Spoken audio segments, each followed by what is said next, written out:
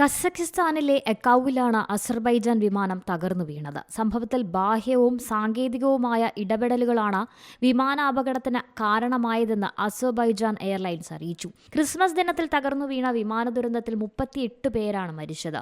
ബാക്കുവിൽ നിന്നും റഷ്യയിലെ ഗ്രോസ്നിയിലേക്ക് യാത്രാമധ്യേയാണ് അസർബൈജാൻ വിമാനത്തിന്റെ നിയന്ത്രണം നഷ്ടപ്പെട്ട് തകർന്നു വീണത്. പിന്നാലെ ഡിസംബർ 28 മുതൽ ബാക്കുവിൽ നിന്നും റഷ്യയിലേക്കുള്ള 8 വിമാന സർവീസ് നിർത്തിവച്ചതായി അസർബൈജാൻ എയർലൈൻസ് എക്സിൽ പങ്കുവച്ച കുറിപ്പിലൂടെ അറിയിച്ചു. വിമാനം തകർന്നു വീണതിന് പിന്നിൽ റഷ്യയുടെ മിസൈലുകളെന്ന നേരത്തെ സംശയങ്ങളുണ്ടായിരുന്നു. ഇതിന് പിന്നാലെയാണ് അപകടത്തിന് കാരണം ബാഹ്യ ഇടപെടലാണെന്ന് എയർലൈൻസ് വിശദീകരിക്കുന്നത്. അസർബൈജാനിലെ ബാക്കുവിൽ നിന്നും തെക്കൻ റഷ്യയിലെ ഗ്രോസ്നയിലേക്ക് പോകുകയായിരുന്നു വിമാനം.